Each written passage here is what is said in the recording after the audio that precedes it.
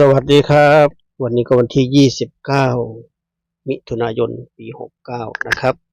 วันนี้ก็บ่ายๆนะครับเนาะของวันจันทร์นะครับก็คลิปนี้จะมาในทางของรัฐบาลไทยนะครับให้ FC ทางช่องเพื่อเป็นแนวทางนะครับเนาะ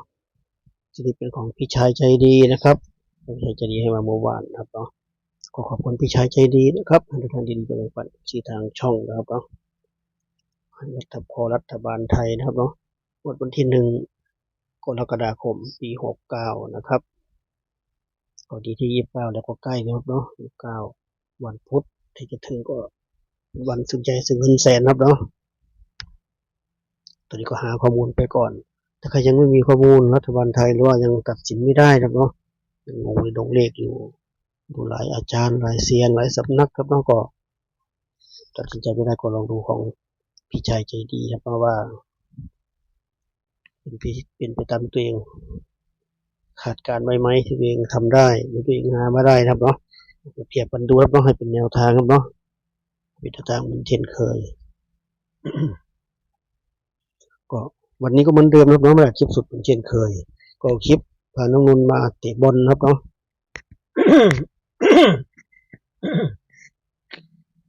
มาเตะบอลที่สวนสุขภาพรัฐหลวงครับเนาะเตะบอลเสร็จก็เหมือนเดิมทุกครั้งทุกคลิปก่อนกลับบ้านให้อาหารป่าเหมือนเช่นเคยครับเนาะแต่สมมติว่าเที่ยวก็ได้ทางผู้เล่นในตัวเหมือนเดิมครับเนาะเหมือนทุกครั้งทุกคลิปนะครับจะได้ไม่เบื่อครับเนาะจะเป็นเพื่อนกันไปครบเวลาเหมือนเดิมเหมือนเช่นเคยเจ้าเก่าเจ้าเดิมนะครับยังไม่ใช่แนวทางครับเนาะทางก็ย้ำว่าทุกเซียนทุกอาจารย์ในช่องบอกคำให้แนวทางมาก็เป็นแค่แนวทางครับเนาะเป็นแค่แนวทางเท่านั้นโปรดใช้วิจารณญาณในการรับชมรับฟังนะครับแนวทางก็มีเข้ามีหลุดมีถูกมีผิดค่าเข้ากันไปเนาะก็ลองเทียบดูกับอาจารย์อื่นๆเซียนอื่นที่ตัวเองหามาได้นะเพราะว่าเป็นไปในทิศทางเดียวกันไหมหรือว่าใกล้เคียงกันไหมถ้าเป็นไปได้ดูแล้วสอดคล้องกันก็ค่อยลงทุนนะครับเนาะก็เป็นแนวทางเหมือนเคยขอบคุณพี่ชายจะดีครั้งหนึ่งนะครับเป็นแนวทางดีๆเป็นปันFCทางช่องครับเนาะก็ก่อนอื่นก็ดูผลของงวดที่ผ่านมาก่อนครับเนาะของพี่ชายใจดีงวดที่ผ่านมาก่อนพี่ชายใจดีให้มาบนล่างเด่น2เด่น3ครับเนาะแต่ก็พี่ชายใจดีแยกบนล่างให้ชัดเจนครับเนาะอย่างละ4คู่ครับเนาะแต่ก่อนงวดที่แล้วล่าสุดแกให้มาบนล่างรวมกันเลยก็จะบนล่างรวมกันเลยเพราะว่าคัดมาเป็น4คู่แทนครับเนาะ4คู่ไปทั้งบนและล่างเลยเพราะว่าโอเคบนไปล่างล่างไปบนบ่อยเนาะเกก็เลยแพงครับเนาะแต่4คู่เหมือนเดิมครับเนาะเล่นบ่อยคู่เหมือนเดิมเจ้าแกมาบนล่างเด่น2เด่น3นะครับจับคู่ให้92 52 93 53ครับงวดที่แล้ว4คู่นะบนล่างเน้นให้92กับ52ครับเนาะขีดเส้นใต้ให้นะครับเนาะเน้นให้แต่รัฐบาลไทย2ตัวล่างเขาออก48ครับเนาะ2ตัวล่าง48 3ตัวก็184ก็ไม่เข้าเพราะว่าแต่แล้วแกก็หลุดไปวันที่ผ่านมาแกเลขติดไม่เคยพลาดครับเนาะเลขติดบนล่างมาแน่นอนครับเนาะบางทีก็บนไปล่างล่างไปบนมันบางทีก็จับคู่เข้าแต่ว่าอยู่ผิดด้านครับเนาะให้บนไปล่างล่างไปบนวันนี้แกปรับตัวใหม่ครับเนาะปรับตัวใหม่ก็ให้เป็นแนวทางเหมือนเดิมครับเนาะเป็นทางเหมือนเดิมวันนี้ก็รวมกันใหม่แล้ววันนี้งวดวันที่10งวดวันที่1ครับเนาะไม่ใช่10วันที่1 กรกฎาคมปี69นะครับก็สรุปตัวจดไว้ครับเนาะวันนี้บนล่างครับเนาะเด่น0เด่น1นะครับบนล่างเด่น0เด่น1ประจำเด่น0เด่น1ก็เพิ่งวันนี้แกก็อาจจะแปลกนิดนึงครับเนาะเพราะว่าแกบนล่างรวมกันยังไม่เห็นมี0สักตัวนะว่า3เห็นมาในช่องว่านะครับอาจารย์และเซียนจะให้มาครับเนาะบนล่างเด่น0เด่น1นะครับจับคู่ให้5คู่ครับเนาะ5คู่แกมัดรวมให้บนล่างเลยจับคู่ให้1905 9615แล้วก็09ทวนอีกครั้งนะครับรัฐบาลไทยคนนี้บนล่างครับเนาะบนล่าง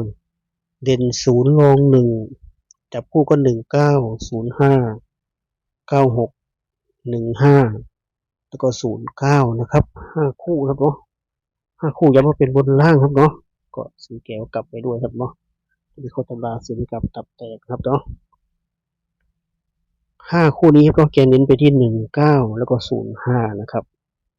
19แล้วก็05เน้นให้2 คู่เนาะขีดเส้นใต้ให้ครับเนาะตัวไหนตัวเน้นจะพอมองออกครับเนาะวันนี้ห้ามพลาดครับเนาะของพี่ชัยใจดีวันที่แล้วแกหลุดจะไม่ค่อยหลุดซ้ำเนาะมาถึงใครไม่ชอบที่แกจับคู่ให้ครับเนาะให้จับตาที่เลขเด่นเลยครับเนาะจับตาที่เลขเด่นเลยเด่นเกมแม่นครับเนาะแม่นมีวันที่เดียวที่หลุดไปไม่มาทั้งบนทั้งล่างเนาะเลขเด่นแต่ไม่มีผิดซ้ำแน่นอนครับเนาะ19ถ้าจะไม่ผิดตรงกับเบาสารคามแล้วก็ถ้าจะไม่ผิด19ที่เบาสารไม่ได้นินนะครับเนาะ19เป็นตัวกัน1991ครับเนาะเป็นตัวกันครับเนาะของเบาสารคาม96แกก็ตรงกับเบาสารคาม96เหมือนกันครับเนาะ9669เหมือนกันมีลุ้นแน่นอนครับเนาะชอบมากถ้าใครให้แนวทางมาแล้วตรงกับตัวเองชอบมากครับเนาะต่างคนต่างคิดต่างคนต่างทำแต่บังเอิญเลขมาตรงกันชอบอย่างแรงเลยชอบมากครับเนาะชนกัน2 คู่ครับเนาะ19กับ96กับ96นะครับก็ครบถ้วนนะครับในส่วนทางของรัฐบาลไทยงวดวันที่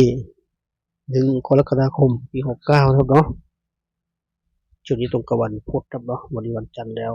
อังคารพุธอีก2 วันครับเนาะ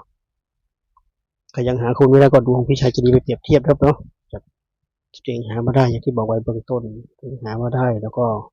ตัวเองทำได้ประมาณนี้ครับเนาะคอยตรงกันครับเนาะจัดไปครับเนาะจัดไปก็ประมาณนี้นะครับเนาะขอบคุณพี่ชายจะดีครั้งหนึ่งครับเนาะจะทางเรื่องปัจจัยมาเมื่อวานเนาะเกมไม่ค่อยว่างถ้าเกมยังไม่ค่อยว่างให้เกมมาเมื่อวานครับเนาะจะให้มาเมื่อวานครับเนาะวันช่วงใกล้ๆเย็นครับประสาพานุรุเตะบอลกลับมาก็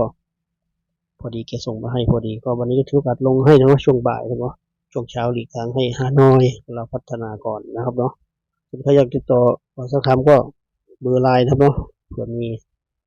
เสียนมีอาจารย์มีทางที่จะแบ่งปันทุกเนาะเบอร์ไลน์บอกสักคำก็0838539149นะครับ0838539149เนาะเป็นเบอร์ไลน์ครับเนาะบันทึกเบอร์ลงเครื่องครับเนาะไลน์เด้งขึ้นก็ทักเข้ามาพูดคุยกันได้แนะนำให้ทักไลน์มาดีที่สุดเนาะทักมาเราสามารถก็เข้าไปอ่านเข้าไปตอบคอมเมนต์ครับเนาะก็ทักไลน์มาครับเนาะเบอร์นี้นะครับเนาะ083เบอร์นี้เป็นเบอร์เดียวกับที่บ่าวซ้ำขายน้ำมันนวดศูนย์ไทยบุญนาคาครับเนาะคนที่มีอาการปวดหลังแขนขาคอบ่าไหล่เบอร์เดียวกันครับเนาะเบอร์เดียวกันเลยหลังไม่ค่อยได้ลงเท่าไหร่ที่ว่าแต่ก่อนนั้นลงไปเยอะแล้วหลังก็เคยก็เลยไม่ค่อยได้ลงครับเนาะประมาณนี้นะครับฝากไว้แค่นี้เนาะทุกคนเฮงๆรวยเจอกันคลิปหน้าคลิปนี้ก็สวัสดีครับ